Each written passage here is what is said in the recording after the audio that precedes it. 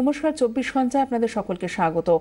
Vote হলো না, তার আগেই দেখে নেওয়ার হুমকি। ভোটে তৃণমূলের পক্ষে না দিলে বিপিএল, এপিএল সহ সমস্ত সরকারি সুবিধা থেকে ছেটে ফেলা হবে। প্রকাশ্য সভায় দাঁড়িয়ে ঠিক এই ভাষাতেই শাসালেন বীরভূমের লাভপুরে তৃণমূল সহ সভাপতি আব্দুল মান্নান। কে কাকে ভোট দিচ্ছেন তা দেখতে জোড়ায় জোড়ায় গিয়ে ভোট দেওয়ারও নিদান দিলেন তিনি। সবাইকে বলছি, সতর্ক করে দিচ্ছি, ভোটটা যেন আমাদের এবারে তৃণমূলের বাক্সে পড়ে।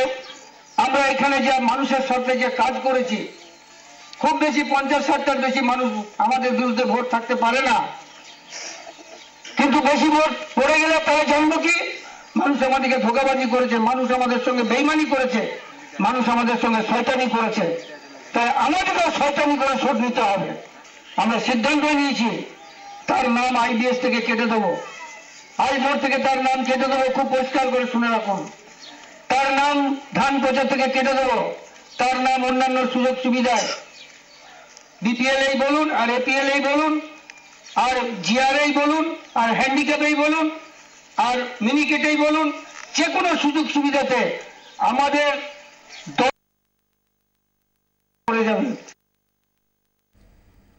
যে খবর আপনাদেরকে জানাবো, যে গতকালই অনুব্রত মণ্ডল তাকে নজরবন্দি করার নির্দেশ দেয় নির্বাচন কমিশন, এবং আজ সকালের যে ছবিটা, যে কমিশনের নির্দেশে অনুব্রত মণ্ডলের বাড়ির সামনে মোতায়েন করা হয়েছে 8 জন জওয়ানকে।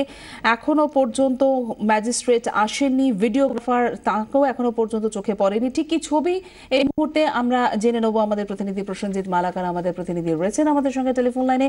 প্রসেনজিৎ, সকাল থেকে অনুব্রত মণ্ডল, বীরভূমের দাপুটে নেতা, তার বাড়ির সামনে ছবিটা ঠিক কি রকম? দেখো সঞ্চিতা, ইতিমধ্যে আমরা যেটা জানতে পেরেছি, গতকাল রাত্রেবেলা প্রায় কার্যত মধ্যরাত্রের দিকে ইতিমধ্যেই অনুব্রত মণ্ডলের বাড়ির সামনে প্রায় 8 জন কেন্দ্রীয় বাহিনী মোতায়েন হয়েছে। তারা ঠিক বাড়ির সামনে প্রহরাদার অবস্থায় দাঁড়িয়ে রয়েছে।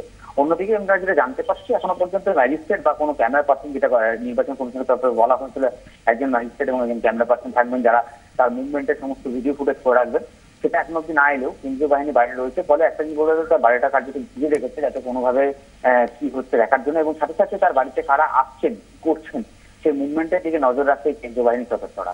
সঞ্চিতা, ধন্যবাদ প্রসেনজিৎ মালাকার আমাদের প্রতিনিধির সঙ্গে কথা বললাম।